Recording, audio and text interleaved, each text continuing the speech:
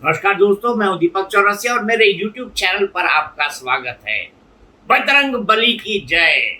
बोलो पवन सुत हनुमान की जय। जी हाँ, आज हनुमान जयंती है और इसी दिन मैं ये जयकारा लगा रहा हूँ क्योंकि मैं भी भगवान हनुमान का अनन्य भक्त हूँ।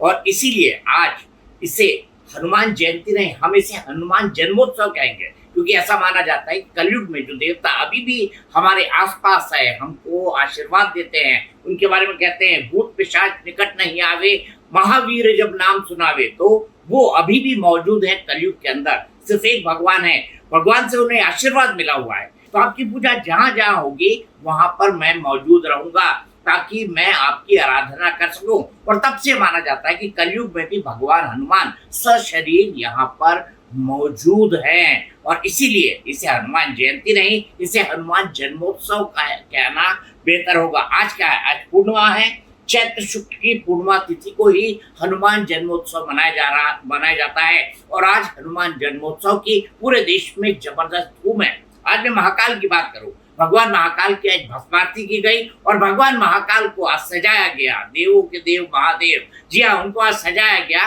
भगवान हनुमान के रूप में, पवन सुत हनुमान के रूप में। और भगवान हनुमान के बारे में मैं आपको ये भी बता दूं कि भगवान हनुमान को यमराज से आशीर्वाद प्राप्त है। यमराज ने उन्हें क्या आशीर्वाद दिया है? सिर्फ एक देवता है, सिर्फ एक देवता के बारे में कहा जाता है कि उन्हें यमराज से आशीर्वाद प्राप्त है कि वो उनको लेकर कभी नहीं जाएंगे। इसीलिए मैं कह रहा हूँ कि कलयुग में भी भगवान हनुमान जो है मौजूद है। आने वाले समय में बहुत दिलचस्प कार्य सुना होगा कि जब राम जन्मभूमि का क्योंकि कोर्ट का डिसीजन चल रहा था तो उसमें भगवान महावीर क्यों दिखाई दिए जज को, ये स्टोरी बहुत दिलचस्प है, आपको सुनाऊंगा। लेकिन आज नहीं, किसी और दिन। आज बात करते हैं भगवान हनुमान की महिमा पर।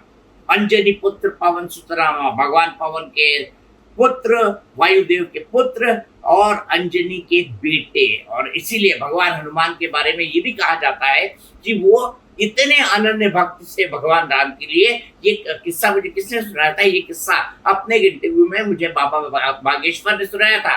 किस्सा क्या है वो मैं आपको सुनाता हूँ। हमारी पौराणिक मान्यताओं के अनुसार भगवान राम जो है जब अयोध्या पहुंच गए, माता सीता उनके साथ थी और एक दिन भगवान हनुमान माता सीता और भगवान राम के पास बैठे थे। माता सीता ने सिंदूर लगाया और सिंदूर लगाने के बाद भगवान हनुमान ने उनसे पूछा कि माते आप ये सिंदूर क्यों लगा रही है? भगवान हनुमान ने कहा कि माता सीता ने कहा कि मैं ये सिंदूर इसलिए लगा रही हूँ ताकि भगवान राम की लंबी उम्र हो सके। तो उन्होंने कहा कि आप सिर्फ मांग में लगाएंगी, मैं पूरे शरीर पे पोत लेता हूँ। तो उन्होंने सिंदूर पूरे शरीर पर पोत लिया और उसके बाद से आप जब भी भगवान राम को देखते हैं सिंदूर में, भगवान हनुमान माफ कीजिएगा, भगवान हनुमान को देखते हैं, आप उन्हें सिंदूर में पूरा सिंदूर उनके पूरे शरीर पर लगा हुआ होता है और उसी रूप में हम भगवान की भक्ति करते हैं, भगवान की आराधना करते हैं, भगवान का पूजन करते हैं। और ये भी माना जाता है कि भगवान जो हनुमान है उनके पास अष्ट सिद्धि और नौ निधि थी, यानी दुनिया का जितना ज्ञान, जितनी सिद्धि, जितना जो है शब्दों का कोश है, वाक पटुता है, वो भगवान हनुमान के अंदर मौजूद थी। लेकिन फिर भी वो भोले भाले थे। इसीलिए जब भगवान हनुमान का नाम आता है तो हमारे जीवन में जो तस्वीर घूमती है वो यही घूमती है, वानर गदा लिए हुए। और हमने रामायण में देखा था रामानंद सागर की कैसे दारा सिंह ने उनका बहुत खूबसूरत रोल किया था और वो छवि आज तक लोगों के मन में अंकित है। भगवान की गदा, इसके बारे में भी बात करूंगा।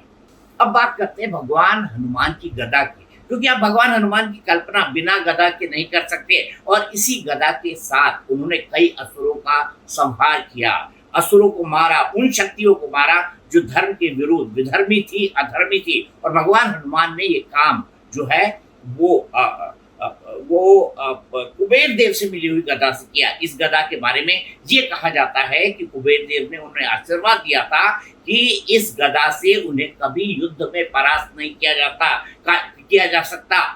और जो है उनको आज तक आप भगवान हनुमान के बारे में सुनेंगे कि भगवान हनुमान ने जितने भी युद्ध लड़े या जितनी भी लड़ाइयाँ लड़ी, भगवान हनुमान उन युद्ध के अंदर कभी परास्त नहीं हुए। और भगवान हनुमान के बारे में इसीलिए कहा जाता है कि यमराज से जो आशीर्वाद मिला था उसके बाद उनके लिए कहा जाता है हनुमान चालीसा के अंदर कि भूत पिशाच निकट नहीं आवे, महावीर जब नाम सुनावे। और हमारे यहाँ तो ऐसी परंपरा है कि अगर कोई भी दिक्कत आई तो आप बजरंग बली का नाम ले लो और वो दिक्कत हल हो जाएगी। ऐसा क्यों माना जाता है? ऐसा इसलिए माना जाता है कि भगवान हनुमान हमारे अंदर दो तरह के शक्तियां होती है, एनर्जी होती है। एक पॉजिटिव एनर्जी होती है और निगेटिव एनर्जी होती है। पॉजिटिव एनर्जी निगेटिव एनर्जी को रिप्लेस करती है, नहीं करती, लेकिन एनर्जी कभी खत्म नहीं होती। और ये जो एनर्जी होती है उसके बारे में कहा जाता है कि भगवान महावीर यानी भगवान हनुमान हमेशा लोगों को, अपने भक्तों को पॉजिटिव एनर्जी देते हैं,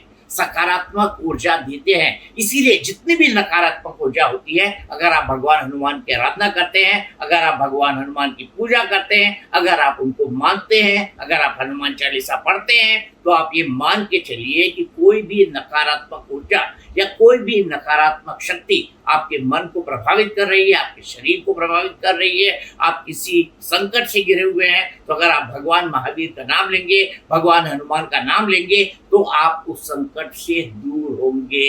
ये बात भगवान हनुमान के बारे में कही जाती है कि दुनिया की जितनी पॉजिटिव एनर्जी है वो उसमें समाई है। बाबा बागेश्वर भी यही बात करते हैं। उन्होंने मुझे एक बार इंटरव्यू में बताया था कि मैं कोई भूत प्रेत नहीं भगाता, मैं सिर्फ इंसान की नेगेटिव एनर्जी को पॉजिटिव एनर्जी में बदलने की कोशिश करता हूँ, जो नेगेटिविटी उसके आसपास है। और मैं कोई चमत्कार नहीं करता, मैं कोई जो है कोई अपने आप को भगवान नहीं मानता, मैं सिर्फ हनुमान जी का एक भक्त हूँ। और जो नेगेटिव एनर्जी इंसान के पास है, कोई उसे भूत कहता है, कोई उसे प्रेत कहता है, कोई उसे नकारात्मक ऊर्जा कहता है, मैं भगवान हनुमान की भक्ति से उस नकारात्मक ऊर्जा को दूर करने की कोशिश करता हूँ। और जो है बागेश्वर धाम बालाजी, उनकी कृपा उन पर है, जिससे वो पॉजिटिविटी और निगेटिविटी की इस बात को जो है समझ कर जो है अपनी भगवान हनुमान से प्राप्त हुई